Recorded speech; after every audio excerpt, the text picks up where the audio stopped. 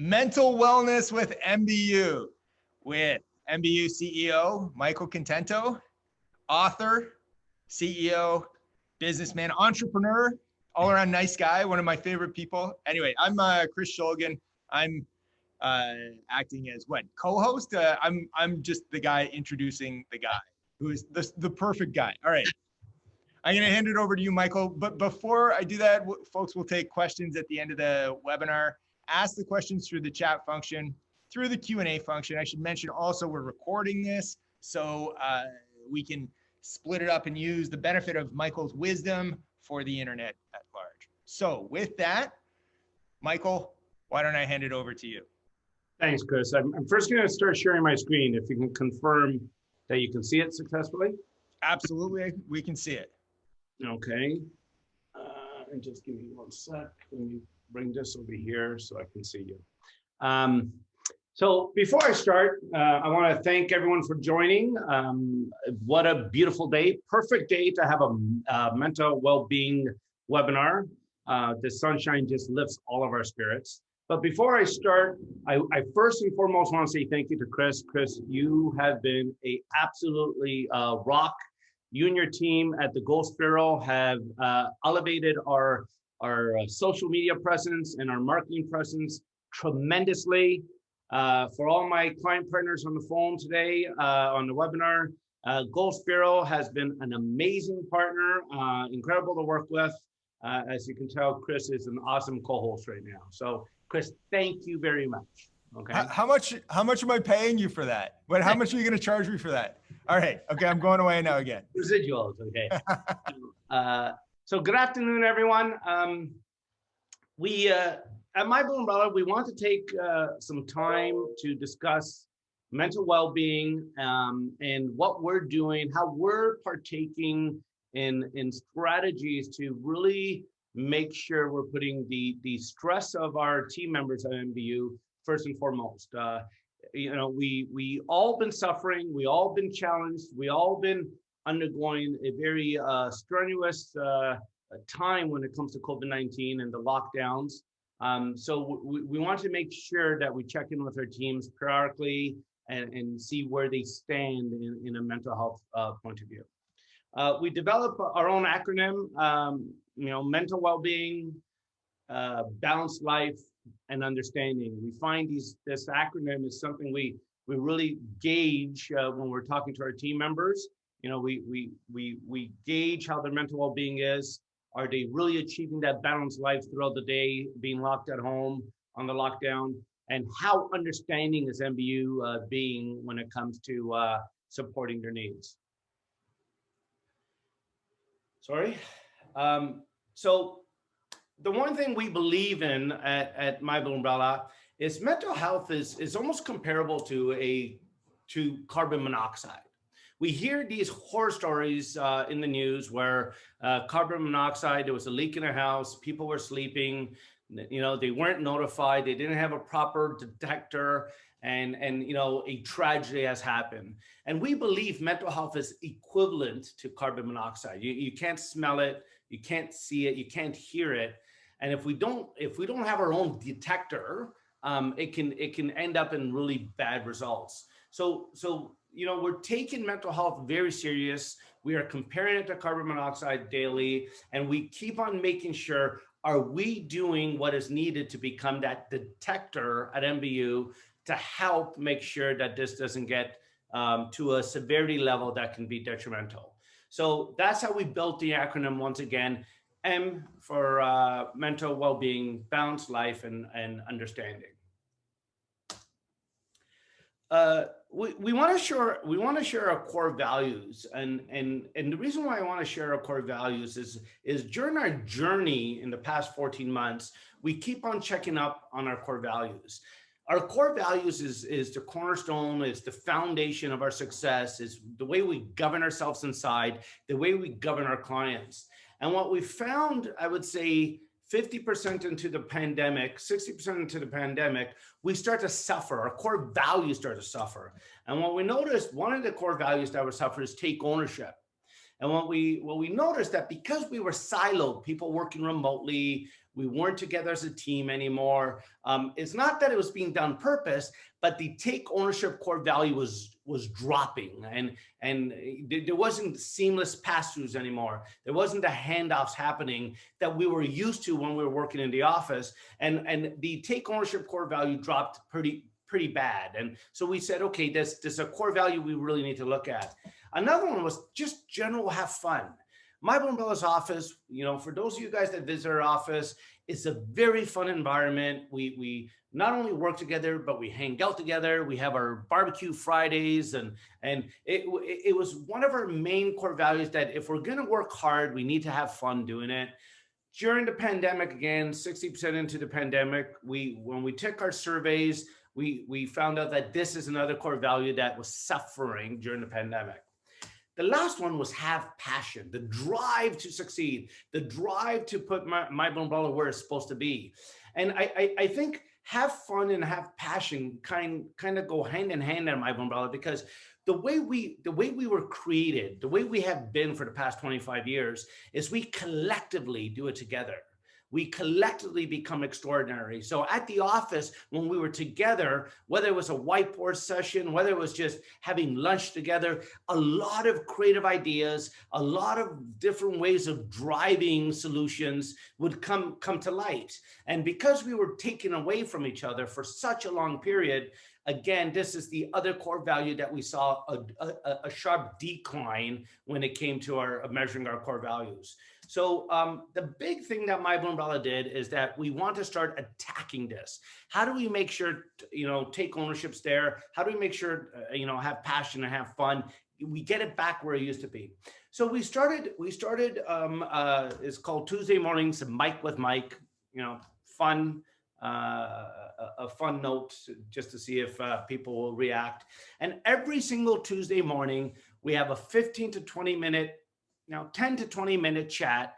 And it's not necessarily just about work. It's sometimes not work at all.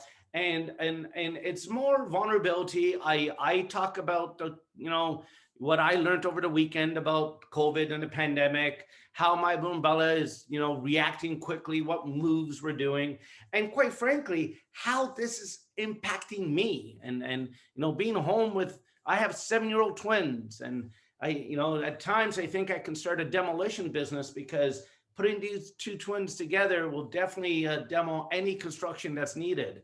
But these Mike with Mike Tuesday mornings, it's just really sharing personal stories, some challenges we're all having, and it's working out. We hear a lot of people coming on. A lot of not every team member is not mandatory to join us. It's 100% if you want to join. And the Tuesday mornings have been really, really good for things learned and things shared. We also developed, we've always been really good with team building, and the have fun component of the core values dropped. We had a sharp decline. And what we noticed is that, working in silos, even our own team building dropped. We forgot about them. We didn't have time. We felt like we were overworked already. So we had to make sure, when we found out that our have fun core value was dropping, we had to re-engage our team building. We had to say, this has to be a priority.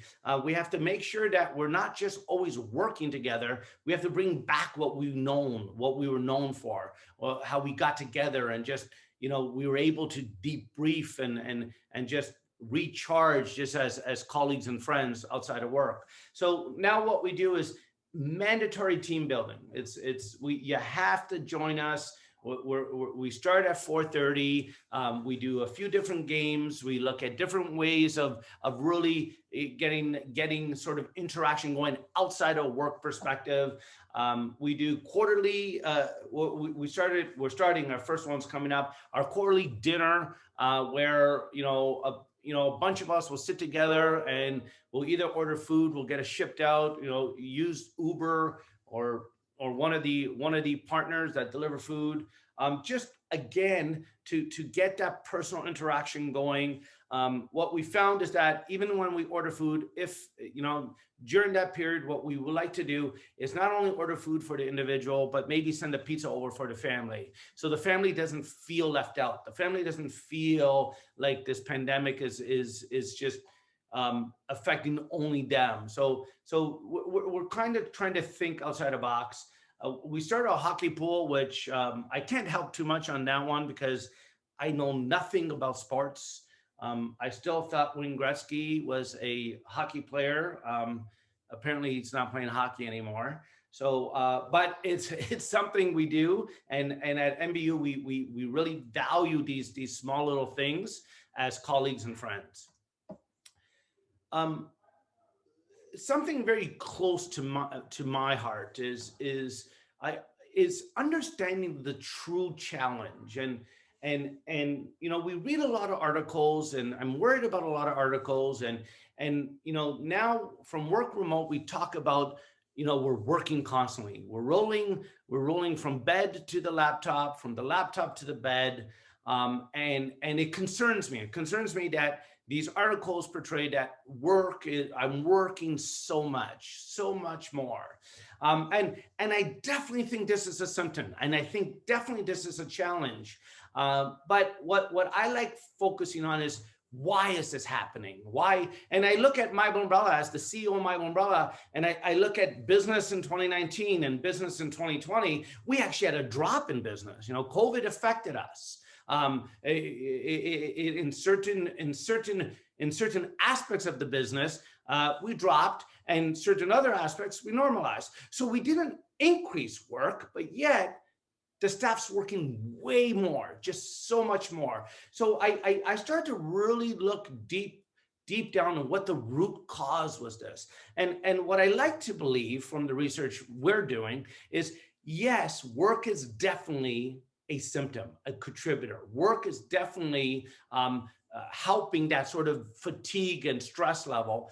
But what we found is the environments that we decided to build. And what I mean by that is that, there's certain people that literally do from bed, go to the computer, eat breakfast at the computer, have lunch at the computer, have dinner at the computer, stay a few more hours on the computer, and then just go back to bed. And so it's an environment at the building. And when I start to ask more about this sort of environment that was built, is why haven't you gone out? Why don't you break the routine? Why don't you go for a walk? Why don't you do something? And the normal answer I got back is that, well, there's not much to do out there. You know what I mean? And everything's closed.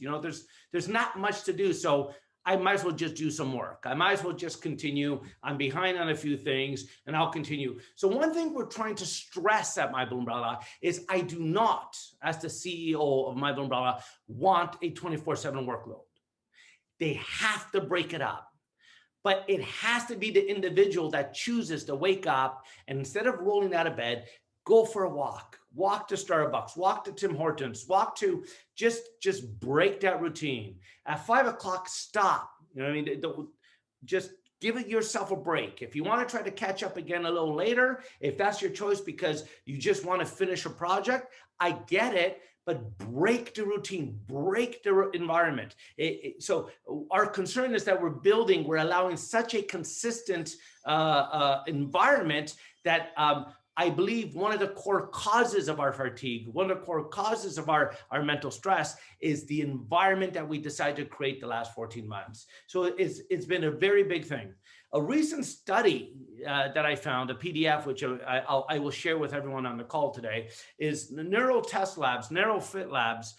They did a great study that based on the last 14 months, there was 4 major factors that heightened our stress level. One, we're sitting much more. we're exercising less, and we're sitting much more than what we used to. At the office, we used to get up, we used to talk to a colleague. The concept of the water cooler, not that there's many water coolers anymore, but at the office, there was a reason to continuously get up and walk around. So working remotely, we tend to sit much more based on their study. The lack of exercise. And by exercising less, they found that we're less motivated. We become, the lack of motivation to exercise isn't there.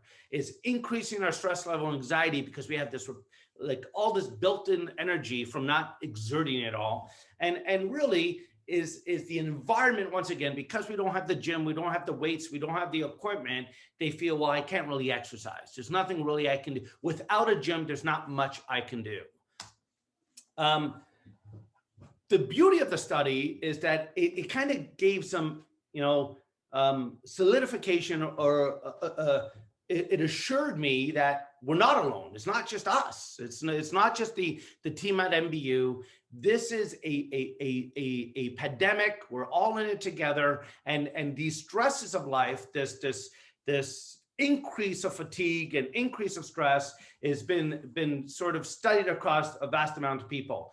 And I really, for those that you're on the call, I really stress that this link below, which we'll share, it's a 3-page study, very easy to read, very high level, but it's giving you action items to combat these 4 points. Really easy ways, and the one I liked, which taught me, is the gym. I don't have a gym at home. I don't have the equipment. So how am I supposed to work out? I used to go to the gym pre-pandemic. I would get up every single morning at 5 a.m. I would be at the gym every single morning at 6 a.m. And that was my routine pre-pandemic. Every single day, Monday to Friday, I'm in the office at 7 a.m. Within 3 months of the pandemic, I stopped working out. I gained weight. I was stressed out. I so much energy in me. I had to teach myself, what do I do for a gym? And this article, taught me about the body weight. Use your body weight. Don't think walking is irrelevant. Walking is really good. And so I really stress reviewing this article, sharing it with your peer group, your friends, your family. It's an easy article to help out. We also started recently a challenge, a walking challenge. Start and end your day with a walk. So right now, what we did is, we're on the last week this week.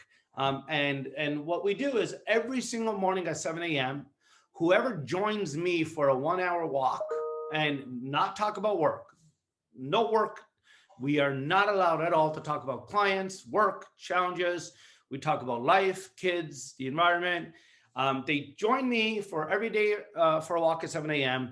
If they make it through 15 business days, 3 full weeks, they get a $100 gift certificate. I also do it the same day at 8 p.m. for people that aren't morning people, that just don't want to do it in the morning. I do it also at 8 p.m. If they join me again, 5 days, 3 weeks, they get a $100 gift certificate. If they choose to join me for both walks, we double the amount. And, we had a good turnout. The first week was more. The second week started to get a bit less. This week, we started to get busy, and, I'm at fault as well. This week, I am extremely busy at work.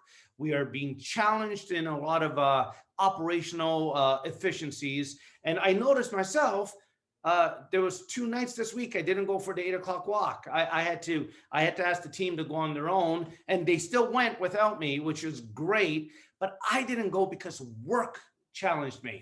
But last night, before the 3rd night kicked in, I stopped everything. I made it a conscious decision. The work's not, it's still going to be there when I get back. I still can address it an hour later or tomorrow morning. And it felt amazing. My wife and I went on for an hour walk.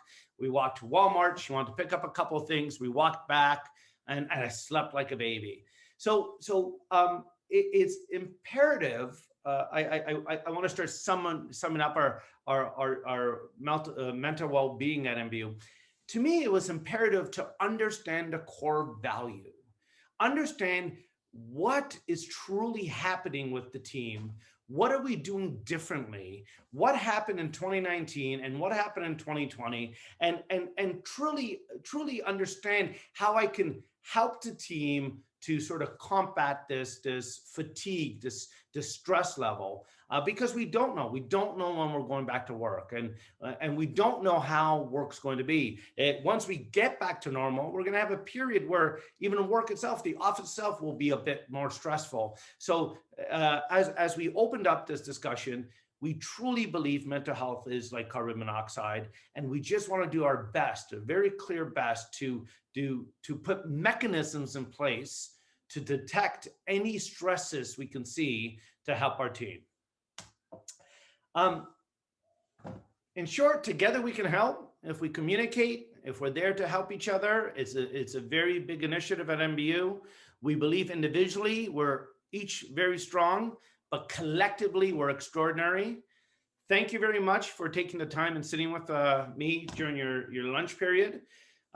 This is where we're opening up for questions. I hope you were able to get some good information on the initiatives My Blue Umbrella is doing, and I'm opening up for questions here, Chris. Michael, thank you so much for that. That was awesome. Can you unshare your screen? Sure.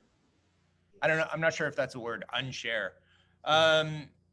Okay, so we do have some questions. This question is my own. So you structure your day. There's a walk at the beginning and a walk at the end. Do you do anything special in between? So that's actually 13 hours from 7 a.m. to 8. I guess it's you start at the end of the walk, so it's 12 hours. But anyway, like, are you taking breaks? Are you doing, some people talk about doing like air squats as a break from work, or doing push-ups or anything like that? Are you doing any of those like kind of exercise snacking kind of things to break up the day? Yeah, so I have an Apple Watch, and the really cool thing about the Apple Watch is that it bugs you to stand up and do all this stuff. And so what I noticed in the whole sitting concept, very early in the pandemic, my back started to hurt, my arms started to hurt, and I quickly made an investment in a modular stand-up desk. It's not a desk itself. I put a desk. It's just a separate desk on top of a desk where I go up and down. And what I noticed, I make a very conscious effort. Every couple of hours, I stand up. I make sure I stand up. And every couple of hours, I'll walk to the kitchen and walk back. The other thing I did, even more so, is I used to skip a lot of dinners with my kids. My kids are only 7. I have a 19-year-old and 7-year-old twins. And when I was working at the office, it was almost normal to skip dinner. It was all right to skip dinner. But what I found, having my kids here and seeing my kids present, they weren't comprehending me skipping dinner. They just, what do you mean? You're here. Like, Dad, we see you. Yeah. Like, why aren't you at dinner? We don't get this. So what I made is, again, a very, very, very conscious effort that I will never skip dinner while I'm home, because the kids just didn't understand it. So I do break up the 13 hours. I do break up 13 hours in small little stand-up exercises, walk around exercises, and I make it an absolutely mandate to have dinner with the kids. The thing that I think I'm lucky about is my office at home is on the 3rd floor and the kitchen is on the ground level. Yeah. So if I'm snacking, if I want to go get a snack or something, I need to that's actually kind of a hard climb. 2 stories full of with chocolate milk and nachos or something in my hand. Anyway, you talked about the Apple Watch, and we talked about this a little bit, but have you considered adding to Work Anyplace, or do you think that there's a world where this would exist, where your computer, because your Apple Watch tells you to get up sometimes, right? Yes. Should Work Anyplace or the Microsoft apps, tell you if you've been at it for 7 hours or something, it's like a seatbelt light on your screen. Oh, time to get up, time to move around. Yeah. You ever think about incorporating that into work anyplace? Yeah, absolutely. So, so just for those of you, for those of you on the call today, so Microsoft's Work Anyplace is our modern workspace where we convert local file servers into this cloud-based modern server, and which helps with automations, helps with making your job easier. Absolutely, Chris, we're continuously, the R&D team, the business automation team, we're looking at how we can remind people, hey, you've been going at this for 7 hours or 4 hours, 3 hours, take a break, stand up, like that Apple Watch concept. I will say, Chris, my concern is less about the app, because even me with my Apple Watch, it does ring me, but sometimes I don't listen to it. I ignore it. And I go back to the core challenge is the concept that you can lead a horse to water, but you can't force it to drink. It's extremely important that I rather communicate constantly to the staff that you need to get up. You need to go for a walk. You need to break away. And if they say to me, but work, I'm the first one to say, work can hold. You know what I mean? We're not going to collapse from you taking a 30-minute break. Just go and take a break. So although, yes, we are looking to add these R&Ds, we're still concerned that we need to train the staff to make sure they're listening to the Apple Watch, essentially. The one thing that struck me about your NeuroFit lab reference that I went and checked out, they also have done studies on incorporating exercise breaks through your day. And they did a study on I think it was a first-year psychology class. And one group in between study modules played video games on their screen, like stayed on their screens, played video games on their screens. And then the other group went around and did exercises, jumping jacks and things like that, like aerobic exercises. And the group that exercised as their break retained more information from the psychology class that they were studying than the group that just sat there and played video games for their breaks. And the takeaway that they took from that was exercise helps you retain information, or just there's something about physical activity that as you take in information, it like jams it in your brain a little better than if you're just sitting there sedentary, which I think is fascinating. I'm definitely not in the medical profession, but I can kind of understand, the brain's a muscle, it's the blood flows through it, and as you're exercising, that's more flow going out of it. And you talk about arteries that get clogged in your heart, and if the blood isn't going through and it's not pumping the oxygen, you're going to have a heart attack. So I can see how exercise, getting that blood flowing, getting the oxygen flowing, it's fuel for the body. It's fuel to retain that. So once again, I'm in no means am I anywhere near being a medical person, but I can totally relate how exercising kind of induces that retaining of the knowledge. We do have 2 other questions on there, Chris. Yeah. So what suggestions do you have, Michael, in managing the transition to back to work in an office environment? Okay, that's a great question. Yeah, that's a great question. I think the first step is the mental step. So I think it's extremely important you start communicating now. We talk about in IT, there's been a reactive model or a proactive model in IT.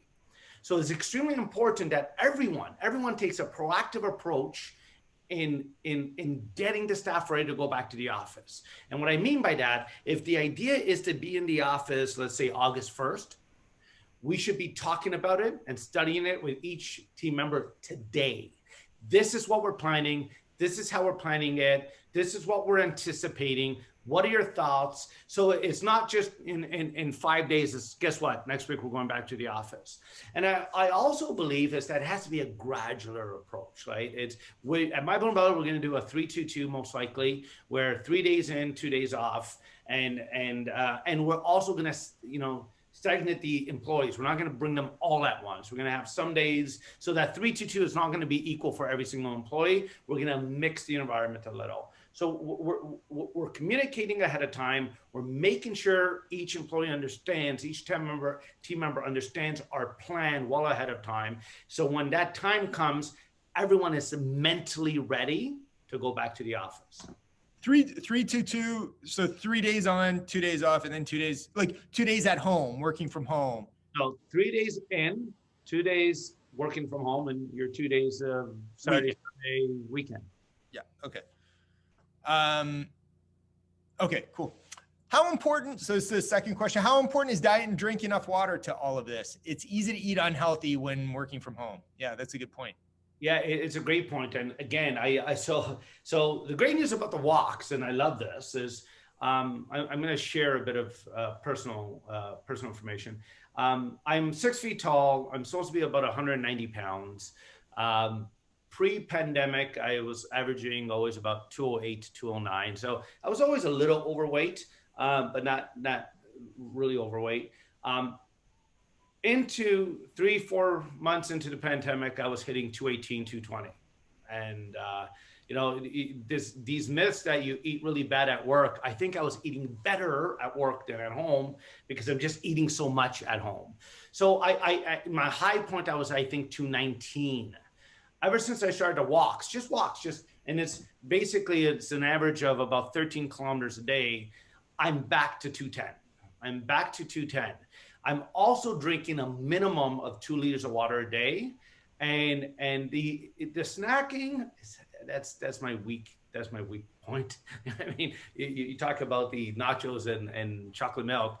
I'm the same way, but right now, knock on wood, the constant exercising has kind of worked off the extra calories I'm doing. So I think it's extremely important that you again, mentally understand what you're doing to your body, research what is needed desperately to sort of support this kind of balanced life we're doing from working from home.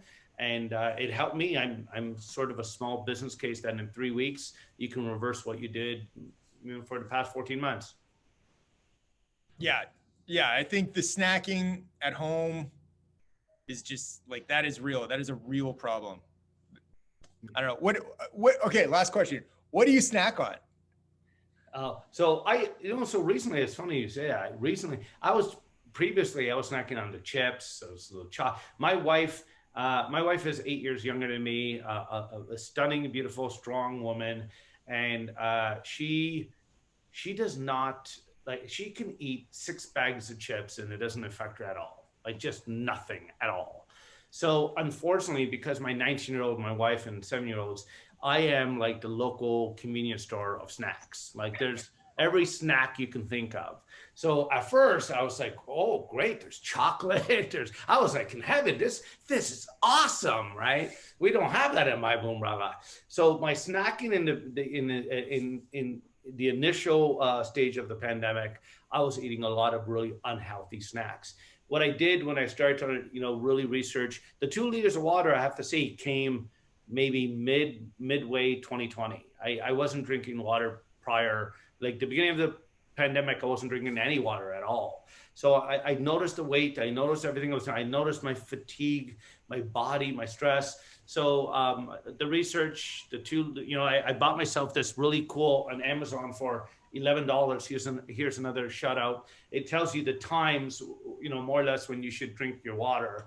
I don't listen to it all the time, but right now, 2 p.m., and I'm actually on track. I'm on track of drinking my water, right? And what I do is floating in that. So every single morning I put a lemon and a blood orange, one of those blood oranges, just for the taste to help me drink it. And every day I do have to finish this by 6 because now at the age of 47, if I drink this water past 7:30, I'm not sleeping at night anymore. So I'm constantly drinking every day. You know, diet is an extremely important aspect during this sort of environment that we built. So we will post this to, where are we going to post this? I think we'll post this in the news and events page on the MBU site. So we'll archive this webinar, you know, if you want to pass it on to anybody, or if you want to, so we'll post that. And Michael, thank you so much. I got a lot out of this. Yeah, thank you. It's great. And I hope a few of us got some stuff out of this. It's extremely important that we do our best to work together and really try to identify any mental health challenges at work. Yeah, you know, and one way I think is like by opening those conversations, you know, being open to those conversations, that when somebody, you know, you're asked, oh, how you doing, just as a perfunctory, like, you know, exchange, and somebody's like, I'm having a bad day, then be open to asking that next question, which is, oh, do you want to talk about it? Or, you know, so I think that really helps. Yeah. Thank you so much. Yeah, thank you, Chris. I really appreciate it. Thanks to webinar attendees too. Thank you, everyone.